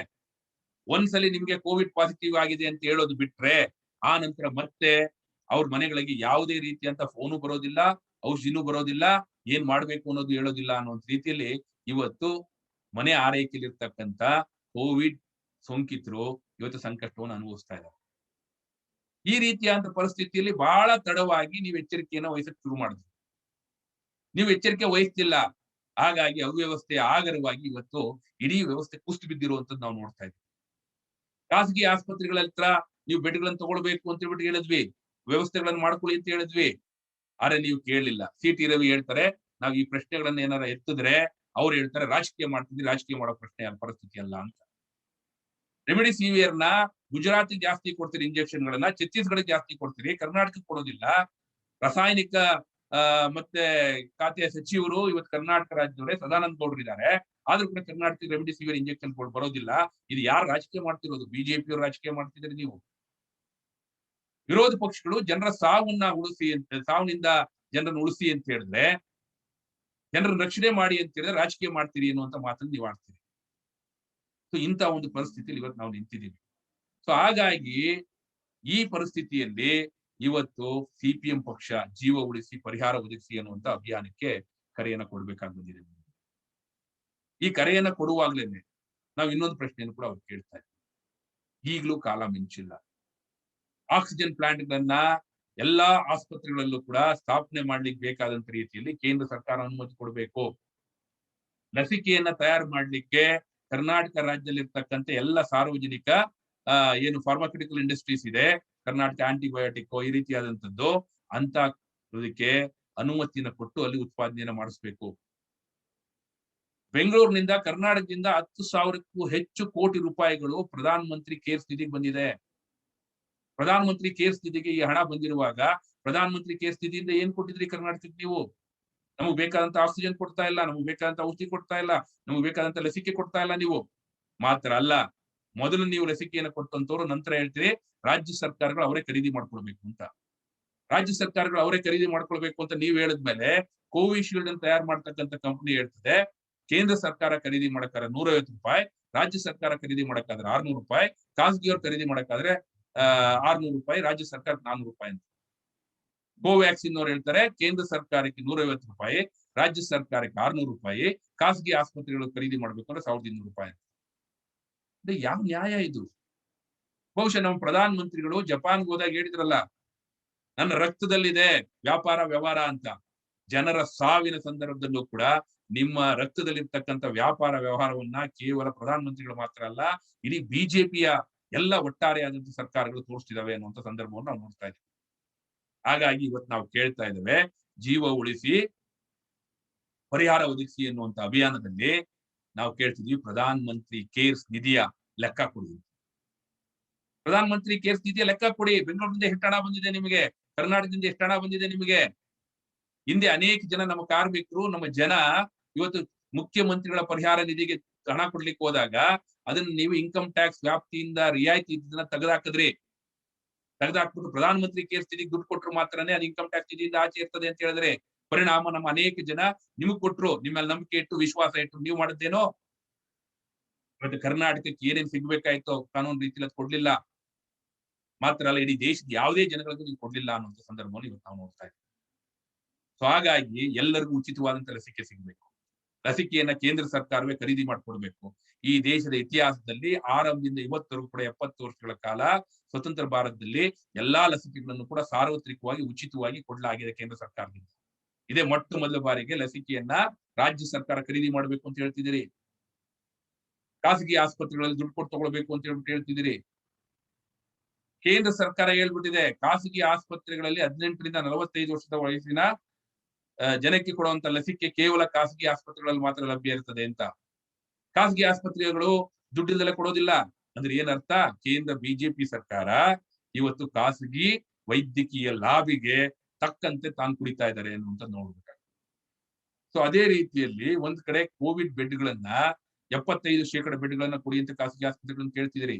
ಆದ್ರೆ ಖಾಸಗಿ ಆಸ್ಪತ್ರೆಯವರು ಹೇಳ್ತಾರೆ ನಾವು ಬೆಡ್ ಕೊಡ್ತೀವಿ, ಬೆಡ್ ಕೊಟ್ಟ ಮೇಲೆ ನೀವು ಔಷಧಿ ಕೊಡ್ತೀರಾ, ಆಕ್ಸಿಜನ್ ಕೊಡ್ತೀರಾ ಅಂತೇಳಿ ಅವ್ರು ಕೇಳ್ತಿದ್ದಾರೆ. ಆದ್ರೆ ಅದೇ ಸಂದರ್ಭ ಇನ್ನೊಂದು ಮಾತು ಕೇಳ್ತಿದ್ದಾರೆ, ಕಳೆದ ವರ್ಷ ನಾವು ಕೊಟ್ಟಿದ್ವಲ್ಲ ಬೆಡ್ಗಳು ಅದ್ರ ಬಿಲ್ ಬರ್ಬೇಕಾಯ್ತಲ್ಲ, ಬಿಲ್ ಬರ್ಲಿಲ್ಲ ಅಂತ. ಆ ಬಿಲ್ ಅನ್ನು ಕೊಡಿ ಫಸ್ಟ್ ನೀವು ಅಂತ ಕೇಳ್ತಿದ್ದಾರೆ. ಆ ಬಿಲ್ ಅನ್ನು ಇವ್ರು ಕೊಟ್ಟಿಲ್ಲ ಇನ್ನು ಅಂತ ಹೇಳ್ತಿದ್ದಾರೆ. ಸೊ ಈ ರೀತಿ ಇರುವಾಗ ಏನ್ ಮಾಡ್ಬೇಕು? ರೆಮಿಡಿಸಿವಿರ್ ಇಂಜೆಕ್ಷನ್ಗಾಗಿ ಕ್ಯೂ ನಿಲ್ತಕ್ಕಂತ, ಬ್ಲಾಕ್ ನಲ್ಲಿ ತಗೊಳ್ತಕ್ಕಂತ ಪ್ರಧಾನ್ ಗೌಡ್ರು ಹೇಳ್ತಾರೆ ಪ್ರಧಾನ ಮಂತ್ರಿ ಜನೌಷಧ ಕೇಂದ್ರಗಳಲ್ಲಿ ಇವತ್ತು ಕಡಿಮೆ ರೇಟಿಗೆ ಅದು ಇದೆ ಅಂತ ಹೇಳಿ ಪ್ರಚಾರವನ್ನು ಮಾಡ್ತಿದ್ದಾರೆ. ಆದ್ರೆ ಒಬ್ಬೊಬ್ರು 6,000ದಿಂದ 30,000 ರೂಪಾಯಿವರೆಗೂ ಕೂಡ ಒಂದೊಂದು ರೆಮಿಡಿಸಿವಿರ್ ಇಂಜೆಕ್ಷನ್ ಕೊಟ್ಟು ಖರೀದಿ ಮಾಡ್ಕೊಂಡಿದ್ದಾರೆ. ಸೊ ಈ ರೀತಿ ಅಂತ ಬ್ಲಾಕ್ ಮಾರ್ಕೆಟಿಂಗ್ಗೆ ನೀವು ಅವಕಾಶ ಮಾಡಿಕೊಟ್ಟಿದ್ದೀರಿ. ಇದು ಆಗೋವರೆಗೂ ಕೂಡ ನೀವು ಎಚ್ಚೆತ್ಕೊಳ್ಳಿಲ್ಲ ರಾಜ್ಯ ಸರ್ಕಾರ ಅನ್ನುವಂತ ಪರಿಸ್ಥಿತಿ ನಾವು ನೋಡ್ತೀವಿ. ಸೊ ಹಾಗಾಗಿ ಕೋವಿಡ್ 2ನೇ ಅಲೆಯನ್ನ ಸರ್ಕಾರ ವಹಿಸಬೇಕಾದಂತ ಎಚ್ಚರಿಕೆ ಕ್ರಮ ವಹಿಸ್ಕೊಳ್ಳದಲ್ಲೇ ಇರೋದ್ರಿಂದ ಇವತ್ತು ಇಂಥ ಒಂದು ನಮ್ಮ ಪರಿಸ್ಥಿತಿಗೆ ನಾವು ಬಂದು ನಿಂತಿದ್ದೀವಿ ಎನ್ನುವಂತ ಅಂಶವನ್ನು ನಾವು ಹೇಳ್ಬೇಕಾಗ್ತದೆ. ಅದೇ ಸಂದರ್ಭದಲ್ಲಿ ಇನ್ನೊಂದು ಅಂಶವನ್ನು ಕೂಡ ನಾವು ಹೇಳ್ಬೇಕಾಗ್ತದೆ. ಲಾಕ್ ಡೌನ್ ಅನ್ನು ಮಾಡಿದ್ರಿ, ಬಹಳ ತಡವಾಗಿ ಲಾಕ್ ಡೌನ್ ಮಾಡಿದ್ರಿ. ಲಾಕ್ ಡೌನ್ ಮಾಡ್ಬಿಟ್ಟು ಏನ್ ಹೇಳ್ತೀರಿ, ಮ್ಯಾನುಫ್ಯಾಕ್ಚರಿಂಗ್ ಸೆಕ್ಟರ್ ಇರ್ತಕ್ಕಂಥ ಕೈಗಾರಿಕೆಗಳು ಪ್ರಾರಂಭ ನಡೆಸಬಹುದು ಅಂತ ಹೇಳ್ತೀವಿ. ಮೊದಲು ಗಾರ್ಮೆಂಟ್ಸ್ ಕಾರ್ಖಾನೆಗಳು ನಡೆಸೋಂಗಿಲ್ಲ ಅಂತ ಹೇಳಿದ್ರಿ. ಆಮೇಲೆ 2 ದಿವಸ 3 ದಿವಸ ಆದ ನಂತರ ಮತ್ತೆ ಗಾರ್ಮೆಂಟ್ಸ್ ಕಾರ್ಖಾನೆಗಳು ನಡೆಯಕ್ ಬಿಟ್ರಿ. ಯಾಕೆ ಬಿಟ್ರಿ? 50% ನಡೆಯಕ್ ಬಿಟ್ಟಿದಿರಿ. ಅಲ್ಲಿ ಸೋಂಕಾದ್ರೆ ಯಾರು ಜವಾಬ್ದಾರರು? ಅನೇಕ ಫ್ಯಾಕ್ಟರಿಗಳಲ್ಲಿ ಅನೇಕ ಜನ ಕೋವಿಡ್ ಸೋಂಕಿಗೆ ಬಲಿಯಾಗಿ ಸತ್ತೋಗಿದ್ದಾರೆ. ಒಂದೊಂದು ಫ್ಯಾಕ್ಟರಿಯಲ್ಲಿ 106 ಜನ ಇವತ್ತು ಕೋವಿಡ್ ಸೋಂಕಿತರಾಗಿದ್ದಾರೆ. ದಾವಸ್ಪೇಟೆಯ ಒಂದು ಫ್ಯಾಕ್ಟರಿಯನ್ನ ಇತ್ತೀಚೆಗೆ 46 ಜನ ಸೋಂಕಿತರಾದ್ರು ಅಂತೇಳಿ ಸೀಲ್ ಡೌನ್ ಮಾಡಿದ್ದಾರೆ. ಫ್ಯಾಕ್ಟರಿಗಳಲ್ಲಿ ಯಾವ ರೀತಿ ಸೋಂಕುಗಳು ಹರಡ್ತಾ ಇದೆ, ಎಷ್ಟು ಸಾವು ಆಗಿದಾವೆ ಅನ್ನೋದಕ್ಕೆ ಸಂಬಂಧಪಟ್ಟಂತೆ ಒಂದು ಶ್ವೇತ ಪತ್ರವನ್ನು ಹೊರಡಿಸಿ ಅಂತೇಳಿ ಇವತ್ತು ನಾವು ಕೇಳ್ತಾ ಇದ್ದೀವಿ. ಧೈರ್ಯ ಇದ್ದ ಶ್ವೇತ ಪತ್ರವನ್ನು ಹೊರಡಿಸಿ ಹೇಳಿ ಸ್ಪಷ್ಟವಾಗಿ, ಯಾಕೆ ನೀವು ಮ್ಯಾನುಫ್ಯಾಕ್ಚರಿಂಗ್ ಸೆಕ್ಟರ್ ಅಲ್ಲಿ ಉತ್ಪಾದನೆ ಮಾಡ್ಲಿಕ್ಕೆ ಬಿಟ್ರಿ? ಬಸ್ಗಳನ್ನ ನಿಲ್ಸಿದಿರಿ, ಮೆಟ್ರೋಗಳನ್ನ ನಿಲ್ಸಿದಿರಿ, ಮ್ಯಾನುಫ್ಯಾಕ್ಚರಿಂಗ್ ಸೆಕ್ಟರ್ ಕೆಲಸ ನಡಿಬೇಕು ಅಂತ ಹೇಳ್ತೀರಿ, ಹೆಂಗ್ ನಡೀತದೆ ಕೆಲಸ ಅನ್ನುವಂತ ಮಾತನ್ನ ಇವತ್ತು ನಾವು ಕೇಳ್ಬೇಕಾಗುತ್ತೆ. ಹಾಗಾಗಿ ಒಂದ್ ಕಡೆ ಈ ರೀತಿಯಾದ ಪರಿಸ್ಥಿತಿ ಇರುವಾಗ ಕೋವಿಡ್ ನಿರ್ವಹಣೆಗೆ ಸಂಬಂಧಪಟ್ಟಂತೆ ಈ ಲಾಕ್ ಡೌನ್ ಒಳಗಾಗಿರ್ತಕ್ಕಂಥ ಸಂದರ್ಭದಲ್ಲಿ ಅವರಿಗೆ ವೇತನವನ್ನು ಕೊಡಬೇಕು, ಅವ್ರು ಯಾರು ಕೂಡ ಕೆಲಸದಿಂದ ತೆಗಿಬಾರದು ಅನ್ನುವಂತ ರೀತಿಯಲ್ಲಿ ನಿರ್ದೇಶನವನ್ನ ಕೊಡ್ಲಿಕ್ಕೆ ರಾಜ್ಯ ಸರ್ಕಾರಕ್ಕೆ ವಿಪತ್ತು ನಿರ್ವಹಣಾ ಕಾಯ್ದೆಯಲ್ಲಿ ಅವಕಾಶ ಇದೆ. ಆದ್ರೆ ನೀವು ನಿರ್ದೇಶನ ಕೊಡಿ ಅಂತ ಕೇಳಿದ್ರೆ, ಆದೇಶ ಕೊಡಿ ಅಂತ ಕೇಳಿದ್ರೆ ಖಾಸಗಿ ಮಾಲೀಕರ ಮುಂದೆ ಕೈ ಜೋಡಿಸಿ ಮಂಡಿ ಊರಿಗೆ ಕುಂತು ಮನವಿಯನ್ನ ಮಾಡ್ತಾರೆ. ಕಳೆದ ವರ್ಷನೂ ಹಂಗೆ ಮಾಡಿದ್ರಿ. ಕಳೆದ ವರ್ಷ ಏಪ್ರಿಲ್ 13ನೇ ತಾರೀಕು ಆ ರೀತಿಯ ಆದೇಶವನ್ನ ಕಾರ್ಮಿಕ ಕಾರ್ಯದರ್ಶಿಗಳು, ಇಲಾಖೆ ಕಾರ್ಯದರ್ಶಿಗಳು ಹೊರಡಿಸಿದ ನಂತರ ಮಾಲೀಕರು ಬಂದು ಕೇಳಿದ್ರು ಅಂತ 15ನೇ ತಾರೀಕು ವಾಪಸ್ ತಗೊಂಡ್ರೆ ಮುಖ್ಯಮಂತ್ರಿಗಳೇ ನೀವು. ಸೊ ಈ ರೀತಿಯಾಗಿ ಒಂದು ಕಡೆ ವೈದ್ಯಕೀಯ ಸಿಗಬೇಕಂತ ನೆರವನ್ನು ಕೊಡೋದಿಲ್ಲ, ಜೀವವನ್ನು ಉಳಿಸೋದಿಲ್ಲ, ಇನ್ನೊಂದ್ ಕಡೆ ಅವ್ರಿಗೆ ಸಿಗ್ಬೇಕಂತ ಪರಿಹಾರವನ್ನು ಕೊಡೋದಿಲ್ಲ ಅನ್ನುವಂತ ಪರಿಸ್ಥಿತಿಯನ್ನು ತಂದು ನಿಲ್ಲಿಸಿದ್ರು. ಹಾಗಾಗಿ ಒಟ್ಟಾರೆಯಾಗಿ ಕೋವಿಡ್ ಅನ್ನುವಂಥದ್ದನ್ನ ನಿಮ್ ಇಷ್ಟಕ್ಕೆ ನೀವು ಮಾಡ್ಕೊಳ್ಳಿ, ಏನಾದ್ರೂ ಮಾಡ್ಕೊಳ್ಳಿ ಅಂತ ಹೇಳಿ ಜನರ ಹಣೆಪಾಡಿಗೆ ಬಿಟ್ಟುಬಿಟ್ಟಿರುವಂತ ಪರಿಸ್ಥಿತಿ ನಾವು. ಕೇಂದ್ರ ರಕ್ಷಣಾ ಸಚಿವರು ಹೇಳ್ತಾರೆ, ರಾಮಚರಿತ ಮಾನಸವನ್ನ ಓದಿದ್ರೆ ಕೋವಿಡ್ ಹೊರಡೋಗುತ್ತೆ ಅಂತ. ಇನ್ನೊಬ್ರು ಯಾರೋ ಬಿಜೆಪಿ ನಾಯಕರು ಹೇಳ್ತಾರೆ, ಮೂಗಿನ ಹೊಳ್ಳೆ ಒಳಗೆ ನೀವು ನಿಂಬೆಹಣ್ಣು ರಸವನ್ನ ಹಿಂಡ್ಬಿಡಿ ಕೋವಿಡ್ ಹೊರಟೋಗ್ಬಿಡುತ್ತೆ ಅಂತ. ಇನ್ನೊಬ್ರು ಯಾರೋ ಹೇಳ್ತಾರೆ, ಬಿಸಿನೀರು ಸ್ನಾನ ಮಾಡ್ಬಿಟ್ರೆ ಕೋವಿಡ್ ಹೊರಟೋಗ್ಬಿಡುತ್ತೆ ಅಂತ. ಇಂಥ ದರಿದ್ರ ಮಟ್ಟಕ್ಕೆ, ಅವೈಜ್ಞಾನಿಕ ಚಿಂತನೆಗಳ ಮಟ್ಟಕ್ಕೆ ಬಿಜೆಪಿ ನಾಯಕರು, ಮಿನಿಸ್ಟರ್ಗಳು, MLAಗಳು ಬಂದು ನಿಂತಿದ್ದಾರೆ ಅಂತ ನಾವು. ಹಾಗಾಗಿ ಬಂಧುಗಳೇ, ಇವತ್ತು ಭಾರತ ದೇಶದ ಸಂವಿಧಾನದಲ್ಲಿ ನಾಮನಿರ್ದೇಶಕ ತತ್ವಗಳಲ್ಲಿ ಸರ್ಕಾರದ ಕರ್ತವ್ಯ ವೈಜ್ಞಾನಿಕ ಚಿಂತನೆಯನ್ನ, ವೈಜ್ಞಾನಿಕ ಮನೋಭಾವನೆಯನ್ನ ಬೆಳೆಸುವಂತದ್ದು. ಆ ರೀತಿ ವೈಜ್ಞಾನಿಕ ಚಿಂತನೆ ಮನೋಭಾವನೆಯನ್ನ ಬೆಳೆಸಬೇಕಂತ ಕರ್ತವ್ಯವನ್ನು ಹೊಂದಿರತಕ್ಕಂತ ಬಿಜೆಪಿ ಸರ್ಕಾರ ಆ ಕೆಲಸವನ್ನು ಮಾಡ್ತಾ ಇಲ್ಲ. ಮೌಢ್ಯತೆಯನ್ನು ಬಿಡಿಸುವಂತ ಕೆಲಸವನ್ನ ಮಾಡ್ತಿದ್ದಾರೆ. ಅದೇ ರೀತಿಯಲ್ಲಿ ವೈದ್ಯಕೀಯ ನೆರವನ್ನ ಕೊಡ್ತಾ ಇಲ್ಲ, ಜೀವನ ಉಳಿಸ್ತಾ ಇಲ್ಲ ಅನ್ನುವಂತ ಸಂದರ್ಭ ಇದೆ. ಹಾಗಾಗಿ ನಾವಿವತ್ತು ಜೀವ ಉಳಿಸಿ ಪರಿಹಾರ ಒದಗಿಸಿ ಅನ್ನುವಂತ ಅಭಿಯಾನವನ್ನು ಮಾಡ್ತಿದೀವಿ. ಈ ಅಭಿಯಾನದ ಭಾಗವನ್ನು ನಾವು ಕೇಳ್ತಾ ಇದೀವಿ. ರಾಜ್ಯ ಸರ್ಕಾರ ಖರೀದಿ ಮಾಡೋದಲ್ಲ, ನಮ್ಮ ರಾಜ್ಯ ಸರ್ಕಾರ 400 ಕೋಟಿ ಕೊಟ್ಟು 1 ಕೋಟಿ ಲಸಿಕೆಗಳನ್ನ ಖರೀದಿ ಮಾಡ್ಲಿಕ್ಕೆ ಕೊಟ್ಟಿದ್ದಾರೆ. ಅದೇ 400 ಕೋಟಿಗೆ ಕೇಂದ್ರ ಸರ್ಕಾರ ಖರೀದಿ ಮಾಡಿಕೊಟ್ಟಿದ್ರೆ ನಮ್ಗೆ 2.5 ಪಟ್ಟು ಲಸಿಕೆಗಳು ಸಿಗ್ತಾ ಇದ್ವು. ಅಂದ್ರೆ 2.5 ಕೋಟಿ ಲಸಿಕೆಗಳು ಸಿಗ್ತಾ ಇತ್ತು ನಮಗೆ. ಅಂದ್ರೆ ಕೇಂದ್ರ ಸರ್ಕಾರದ ಈ ರೀತಿಯಾದ ಧೋರಣೆಯಿಂದಾಗಿ ಇವತ್ತು ರಾಜ್ಯ ಸರ್ಕಾರದ ಒತ್ತಡ ಬಂದಿದೆ. ಅದೇ ಸಂದರ್ಭದಲ್ಲಿ ಕೋವಿಡ್ ಸಂದರ್ಭವನ್ನು ಬಳಸ್ಕೊಂಡು ನೀವು ಕಳೆದ ವರ್ಷ ಏನ್ ಮಾಡಿದ್ರಿ? ನಮ್ಮ ಕೃಷಿ ಕಾನೂನುಗಳನ್ನು ರದ್ದು ಮಾಡಿದ್ರಿ, ತಿದ್ದುಪಡಿಗಳನ್ನು ಮಾಡಿದ್ರಿ, ಕಾರ್ಮಿಕ ಕಾನೂನುಗಳನ್ನು ತಿದ್ದುಪಡಿ ಮಾಡಿದ್ರಿ, ಮಾಲೀಕರಿಗೆ ಲಾಭ ಮಾಡ್ಕೊಳ್ಳುವಂತ ಕೆಲಸ ಮಾಡಿದ್ರಿ. ಈ ವರ್ಷ ಅದನ್ನ ಜಾರಿ ಮಾಡ್ಲಿಕ್ಕೆ ಹೊರಟಿದ್ರಿ ಅನ್ನುವಂಥ ಸಂದರ್ಭವನ್ನ ಇವತ್ತು ನಾವು ನೋಡ್ತಿದೀವಿ. ಹಾಗಾಗಿ ರಾಜ್ಯ ಸರ್ಕಾರ ಕೂಡ ಎಚ್ಚೆತ್ತುಕೊಳ್ಬೇಕು. ಒಂದ್ ಕಡೆ ಜೀವ ಉಳಿಸುವಂತ ಕೆಲಸವನ್ನ, ಕೋವಿಡ್ ಸೋಂಕಿತರಿಗೆ ಬೇಕಾದಂತ ಹಾಸಿಗೆಯನ್ನ, ಬೇಕಾದಂತ ಎಲ್ಲ ಸೌಲಭ್ಯಗಳನ್ನು ಕೊಡೋದ್ರ ಜೊತೆಗೆ ಇನ್ನೊಂದ್ ಕಡೆ ಲಾಕ್ ಡೌನ್ ನಿಂದಾಗಿ ಸಂತ್ರಸ್ತಗೊಳಗಾಗಿರ್ತಕ್ಕಂಥ ಪರಿಹಾರವನ್ನು ಕೊಡುವಂತ ವಿನಂತಿಯನ್ನ, ಒತ್ತಾಯವನ್ನ, ಆಗ್ರಹವನ್ನ ಸಿಪಿಎಂ ಪಕ್ಷ ಇವತ್ತು ಮಾಡ್ತಾ ಇದೆ. ಅದೇ ಸಂದರ್ಭದಲ್ಲಿ ಹಲವು ಜನ ತಜ್ಞರು ಈ ಮಾತುಗಳನ್ನು ಹೇಳಿದ್ದಾರೆ. ತಜ್ಞರ ಮಾತುಗಳನ್ನ ಕೇಳ್ತಾರೋ ಇಲ್ಲೋ ಗೊತ್ತಿಲ್ಲ ಕೇಂದ್ರ ಸರ್ಕಾರ ಮತ್ತೆ ರಾಜ್ಯ ಸರ್ಕಾರ.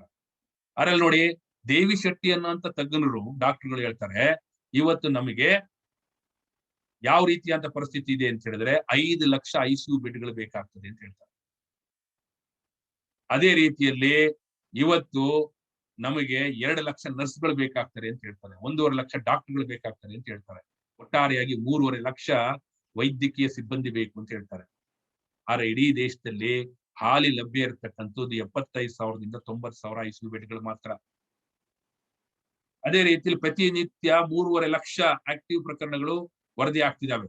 ಇದು 5 ಲಕ್ಷದವರೆಗೂ ಹೋಗ್ಬೋದು ಅನ್ನುವಂತ ಸಾಧ್ಯತೆ ಇದೆ. ಸೊ ಅಂತ ಒಂದು ಸಂದರ್ಭದಲ್ಲಿ ಇನ್ನೊಂದು ಅಪಾಯವನ್ನು ಕೂಡ ಅವ್ರು ಹೇಳಿದ್ದಾರೆ.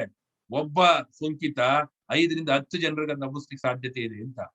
ಹಾಗಾಗಿ ದಿನಕ್ಕೆ 15ರಿಂದ 20 ಲಕ್ಷ ಸಕ್ರಿಯ ಪ್ರಕರಣಗಳು ವರದಿ ಆಗ್ಬಹುದು ಅನ್ನುವಂತ ಸಾಧ್ಯತೆಗಳಿದಾವೆ ಅನ್ನುವಂತ ಹೇಳ್ತಾರೆ. ಆಸ್ಪತ್ರೆಯಲ್ಲಿ ಒಬ್ಬ ರೋಗಿ ಕೋವಿಡ್ ಸೋಂಕಿಗೆ ಒಳಗಾದಂತ ಕನಿಷ್ಠ 10 ದಿವಸ ಇರಬೇಕಾಗ್ತದೆ. ಸೊ ಆ ರೀತಿ ಇರುವಾಗ 78% ನುರಿತ ವೈದ್ಯರ ಕೊರತೆ ಈ ದೇಶದಲ್ಲಿದೆ. ಇಂಥ ಒಂದು ಸಂದರ್ಭದಲ್ಲಿ ಹೆಂಗ್ ನಿಭಾಯಿಸ್ಬೇಕು ಇದನ್ನ? ನರ್ಸ್ಗಳಿಲ್ಲ, ಡಾಕ್ಟರ್ಗಳಿಲ್ಲ ಅಂತ ಕೈ ಚೆಲ್ಲಿ ಬರ್ತೀರಿ. ನರ್ಸ್ಗಳಿಲ್ಲ, ಡಾಕ್ಟರ್ಗಳಿಲ್ಲ ಅಂತ ಕೈ ಚೆಲ್ಲೋದಲ್ಲ. ದೇವಿ ಶೆಟ್ಟಿ ಅಂತವರು ಮತ್ತೆ ಇತರೆ ಅನೇಕ ತಜ್ಞರು ಕೊಟ್ಟಿರುವಂತ ವರದಿ ಪ್ರಕಾರ ಇವತ್ತು 2,20,000 ನರ್ಸಿಂಗ್ ಫೈನಲ್ ಇಯರ್ ಎಕ್ಸಾಮ್ಸ್ ನ ಬರೀಲಿಕ್ಕೆ ಅಂತೇಳಿ ಕಾದು ಕುಂತಿರ್ತಕ್ಕಂಥ ವಿದ್ಯಾರ್ಥಿಗಳಿದ್ದಾರೆ. ಅವರಿಗೆ ನೀವು 1 ವರ್ಷ ಸೇವೆಯನ್ನ ಮಾಡ್ಲಿಕ್ಕೆ ಅಂತೇಳಿ ಅವಕಾಶ ಮಾಡಿಕೊಟ್ರೆ ಅವರೆಲ್ಲರೂ ಕೂಡ ಕೆಲಸ ಮಾಡ್ಲಿಕ್ಕೆ ಅವಕಾಶ ಆಗ್ತದೆ. ಅವ್ರಿಗೆ ಸರ್ಟಿಫಿಕೇಟ್ ಕೊಡಿ, ಮುಂದಕ್ಕೆ ಅವ್ರ ನೇಮಕ ಮಾಡ್ಕೊಳ್ಳಿ, ಮುಂದಕ್ಕೆ ಬೇಕಾಗ್ತಾರೆ ಅವ್ರನ್ನ ಸಾರ್ವತ್ರಿಕ ಆಸ್ಪತ್ರೆಗಳನ್ನ ಹೆಚ್ಚು ಮಾಡಿ, ಆ ರೀತಿ ಹಣವನ್ನ ಆರೋಗ್ಯಕ್ಕೆ ಹೆಚ್ಚು ಕೊಡಿ ಅನ್ನುವಂತ ನಿರಂತರವಾದಂತ ಬೇಡಿಕೆ ಇದೆ. ಅದನ್ನ ನೀವು ಮಾಡ್ತಾ ಇಲ್ಲ, ಅದನ್ನ ಮಾಡಿ ಅನ್ನುವಂತ ಮಾತನ್ನ ಈ ಸಂದರ್ಭದಲ್ಲಿ ಹೇಳ್ಬೇಕಾಗ್ತದೆ. ಅದೇ ರೀತಿಯಲ್ಲಿ ನೋಡಿ, 1,30,000 ಯುವ ವೈದ್ಯರು ಇವತ್ತು ನೀಟ್ ಪರೀಕ್ಷೆಯನ್ನ ಬರೆದು PGಗಳನ್ನ ಮಾಡ್ಲಿಕ್ಕೆ ಅಂತೇಳಿ ಕಾಯಿಸ್ಕೊಳ್ತಿದ್ದಾರೆ. ಅದರಲ್ಲಿ 35,000 ಮಾತ್ರನೇ ಇವತ್ತು PG ಸೀಟ್ಗಳು ಇರುವಂತದ್ದು. ಅಂದ್ರೆ ಬಹುತೇಕ 1 ಲಕ್ಷ ಜನ ವೈದ್ಯರು ನಮಗೆ ಲಭ್ಯ ಆಗ್ತಾರೆ. ಅವ್ರನ್ನ 1 ವರ್ಷ ಕೆಲಸ ತಗೊಳ್ಳಿ, ಈ ಕೋವಿಡ್ ಕೆಲಸಗಳಿಗೆ ಅಂತ ವಿನಿಯೋಗಿಸಿ. ಅದೇ ರೀತಿಯಲ್ಲಿ ವಿದೇಶಗಳಲ್ಲಿ ನಮ್ಮ ಭಾರತೀಯರು 90,000ದಿಂದ 1 ಲಕ್ಷ ಜನ ವೈದ್ಯಕೀಯ ಪದವಿಗಳನ್ನ ಪಡ್ಕೊಂಡು ಇಲ್ಲಿ ಅರ್ಹತಾ ಪರೀಕ್ಷೆಯನ್ನು ಬರೀಲಿಕ್ಕೆ ಅಂತೇಳಿ ಕಾದು ಕೂತಿದ್ದಾರೆ. ಅವ್ರನ್ನ ನೀವು ಗುರ್ಸಿದ್ರೆ, ಅವ್ರನ್ನ ನೀವು ವೈದ್ಯಕೀಯ ಅರ್ಹತಾ ಪರೀಕ್ಷೆಯನ್ನ ಬರೆಯೋದ್ರ ಜೊತೆಗೆ ಅವ್ರನ್ನ ಗುರ್ಸಿ ಅವರಿಂದ ಒಂದು 20,000 ಜನ 30,000 ಜನರನ್ನಾದ್ರೂ ನೀವು ತಗೊಂಡು ಡಾಕ್ಟರ್ಗಳನ್ನಾಗಿ 1 ವರ್ಷ ಈ ಕೋವಿಡ್ ಕೆಲಸಗಳನ್ನು ತಪ್ಪಿಸ್ಕೊಳ್ಳೋಕೆ ಸಾಧ್ಯ ಇದೆ. ಹಾಗಾಗಿ ಈಗ ಇರ್ತಕ್ಕಂಥ ಕೊರತೆ ಏನಿದೆ ಭಾರತ ದೇಶದಲ್ಲಿ, ಇದನ್ನ ನಿಭಾಯಿಸ್ಲಿಕ್ಕೆ ಸಾಧ್ಯ ಇದೆ. ಆ ರೀತಿಯಂತ ರಾಜಕೀಯ ಇಚ್ಛಾಶಕ್ತಿ ಬೇಕು. ಆದ್ರೆ ಬಿಜೆಪಿಯ ಕೇಂದ್ರ ಸರ್ಕಾರಕ್ಕಾಗ್ಲಿ ರಾಜ್ಯ ಸರ್ಕಾರಕ್ಕಾಗ್ಲಿ ಆ ರೀತಿಯ ರಾಜಕೀಯ ಇಚ್ಛಾಶಕ್ತಿ ಇಲ್ಲ. ಪ್ರಾಯೋಗಿಕವಾಗಿ ಏನಾಗ್ತದೆ, ಈಗಿರೋ ಡಾಕ್ಟರ್ಗಳು ಹೇಳ್ತಿದ್ದಾರೆ, 1,000 ಜನ ಪೇಷಂಟ್ ಗಳಿಗೆ ಒಬ್ಬೊಬ್ಬ ಡಾಕ್ಟರ್ ಇದೀವಿ, ನಾವ್ ಏನ್ ಮಾಡ್ಬೇಕು ಅಂತ. ನರ್ಸ್ಗಳು ನಾವೇನ್ ಮಾಡ್ಬೇಕು ಅಂತ ಹೇಳ್ತಾರೆ. ಸೊ ಇಂಥ ಒಂದು ಸಂದರ್ಭದಲ್ಲಿ ಈ ಪರಿಸ್ಥಿತಿಯನ್ನು ನಿಭಾವಣೆ ಮಾಡ್ಲಿಕ್ಕೆ ಬೇಕಾದ ರೀತಿಯಲ್ಲಿ ಮತ್ತಷ್ಟು ಎಲ್ಲರನ್ನು ಒಳಗೊಳ್ಳುವಂತ ಕೆಲಸವನ್ನ ರಾಜ್ಯ ಸರ್ಕಾರ ಮಾಡ್ಬೇಕು. ನೋಡಿ, ಒಂದ್ ಕಡೆ BBMP ಮೂಲಕ ಖಾಸಗಿ ಆಸ್ಪತ್ರೆಗೆ ಹೋದ್ರೆ ಪೇಷಂಟ್ಗಳು 10 ದಿನದಲ್ಲಿ ಅವ್ರು ಡಿಸ್ಚಾರ್ಜ್ ಮಾಡ್ತಾರೆ. ಡಿಸ್ಚಾರ್ಜ್ ಮಾಡಿದ್ಮೇಲೆ 5 ಗಂಟೆ 6 ಗಂಟೆ ಕಾದ್ರೂ ಕೂಡ BBMP ಅವರು ಆ ಬಿಲ್ಗಳನ್ನು ಕ್ಲಿಯರ್ ಮಾಡಲ್ಲ. ಅವರು ಡಿಸ್ಚಾರ್ಜ್ ಸಮ್ಮರಿಯನ್ನ ಬರೆದು ಕಳಿಸಿದ ತಕ್ಷಣ ಅವ್ರೇನಾದ್ರೂ ಡಿಸ್ಚಾರ್ಜ್ ಮಾಡ್ಲಿಕ್ಕೆ ಬೇಕಾದಂತ ಬಿಲ್ಗಳನ್ನ ಕ್ಲಿಯರ್ ಮಾಡ್ಬಿಟ್ರು ಅಂತ ಹೇಳಿದ್ರೆ ಇನ್ನೊಬ್ಬ ರೋಗಿಗೆಲ್ಲ ಅವಕಾಶ ಸಿಗ್ತದ ಬೆಡ್. ಆ ಕೆಲಸವನ್ನಾದ್ರೂ ಕರೆಕ್ಟ್ ಆಗಿ ಮಾಡಿಸ್ತಿದೀರಾ ಅಂದ್ರೆ 1 ದಿವಸ ಆದ್ರೂ 2 ದಿವಸ ಆದ್ರೂ ಬಿಲ್ಗಳು ಕ್ಲಿಯರ್ ಆಗ್ತಿಲ್ಲ ಅಂತ ಹೇಳ್ಬಿಟ್ಟು ಹೇಳ್ತಿದ್ದಾರೆ. ಬಿಲ್ಗಳು ಕ್ಲಿಯರ್ ಅಂದ್ರೆ ಅಪ್ರೂವಲ್ ಸಿಗ್ತಾ ಇಲ್ಲ ಅಂತ ಡಿಸ್ಚಾರ್ಜ್ ಮಾಡಿ. ಅದೇ ರೀತಿಯಲ್ಲಿ ಕೆಲವ್ರನ್ನ ಬೇಗ ಡಿಸ್ಚಾರ್ಜ್ ಮಾಡಿ ಕೆಲವು ಖಾಸಗಿ ಆಸ್ಪತ್ರೆಯವರು ಆ ಬೆಡ್ಗಳಲ್ಲಿ ಬೇರೆಯವರಿಗೆ ಮಾಡ್ಕೊಳ್ತಾ ಇರ್ತಕ್ಕಂಥ ಅಂಶಗಳು ಕೂಡ ವರದಿ ಆಗ್ತಿದಾವೆ. ಅನೇಕ ಜನ ನರ್ಸ್ಗಳು ಡಾಕ್ಟರ್ಗಳು ಏನಾಗಿದ್ದಾರೆ, ಸಸ್ಪೆಂಡ್ ಆಗಿದ್ದಾರೆ ನೋಡ್ತಾ ಇದೀವಿ ನಾವು. ಅದೇ ರೀತಿಯಲ್ಲಿ ಇವತ್ತು ಸ್ಕ್ಯಾನ್ ಮಾಡ್ಬೇಕು, ಚೆಸ್ಟ್ ಸ್ಕ್ಯಾನಿಂಗ್ ಮಾಡ್ಬೇಕು ಅಂದ್ರಲ್ಲ, ಜನರನ್ನ ಮನುಷ್ಯರನ್ನಾಗಿ ನೋಡ್ತೀವಿ ಅಂತ. ಇದು CPM ಪಕ್ಷ. ಹಾಗಾಗಿ CPM ಪಕ್ಷ ಸದಾ ಜನತೆಯೊಂದಿರುತ್ತೆ, ಜನತೆಯೊಂದಿಗೆ ಜನತೆಯ ಸಂಕಷ್ಟದಲ್ಲಿ CPM ಪಕ್ಷ ಇರ್ತದೆ ನಿರಂತರವಾಗಿ ಅನ್ನುವಂತ ಮಾತನ್ನ ಹೇಳ್ತಾ, ಎಂದೆಂದಿಗೂ ಜೊತೆಯಲ್ಲಿ ಜನರೊಂದಿಗೆ ಇರ್ತೇವೆ ನಾವು ಅನ್ನುವಂತ ಮಾತು ಹೇಳ್ತಾ, ಈ ಜೀವ ಉಳಿಸಿ ಪರಿಹಾರ ಒದಗಿಸಿ ಅಭಿಯಾನವನ್ನ ಎಲ್ಲಾ ಜನತೆಗೂ ಕೂಡ ಕೈ ಜೋಡಿಸಿ ಯಶಸ್ವಿ ಮಾಡಬೇಕು ಅನ್ನುವಂತ ವಿನಂತಿಯನ್ನ ಮಾಡ್ತಾ, ಇದೇ ಮೇ 6ನೇ ತಾರೀಕು ನಡೀತಾ ಇರ್ತಕ್ಕಂಥ ಮನೆಯಿಂದಲೇ ಪ್ರತಿಭಟನೆ, ಮನೆಯಲ್ಲೂ ಪ್ರತಿಭಟನೆ, ಜೀವ ಉಳಿಸಿ ಪರಿಹಾರ ಒದಗಿಸಿ ಅಭಿಯಾನದಲ್ಲಿ ಏನ್ ನಡೀತಾ ಇದೆ ಆ ಪ್ರತಿಭಟನೆಯಲ್ಲಿ ಎಲ್ಲರೂ ಕೂಡ ಭಾಗವಹಿಸಬೇಕು. ಭಾಗವಹಿಸಿ ದಾರಿ ತಪ್ಪಿರ್ತಕ್ಕಂಥ ಈ BJP ಸರ್ಕಾರವನ್ನ ದಾರಿ ತರಬೇಕು. ಯಾಕಂದ್ರೆ ಜನರ ಜೀವಗಳನ್ನು ಉಳಿಸ್ಬೇಕಾಗಿದೆ, ಜನರ ಬದುಕನ್ನು ಉಳಿಸ್ಬೇಕಾಗಿದೆ. ಆ ನಿಟ್ಟಿನಲ್ಲಿ CPM ಪಕ್ಷ ಜನತೆಯೊಂದಿಗೆ ಸದಾ ಇರ್ತದೆ ಎನ್ನುವಂತ ಮಾತನ್ನು ಹೇಳ್ತಾ, ಕೋವಿಡ್ ಅರಿವು ಅಭಿಯಾನದ ಭಾಗವಾಗಿ ಕೋವಿಡ್ ನೆರವು ಪಡೆಯಾಗಿ CPM ಪಕ್ಷ ಕೆಲಸ ಮಾಡ್ತದೆ ಎನ್ನುವಂತ ಮಾತನ್ನು ಹೇಳ್ತಾ, ಇಷ್ಟೊತ್ತು ನನ್ನ ಮಾತುಗಳನ್ನು ಕೇಳಿದಂತೆ ಎಲ್ಲರಿಗೂ ಧನ್ಯವಾದಗಳು.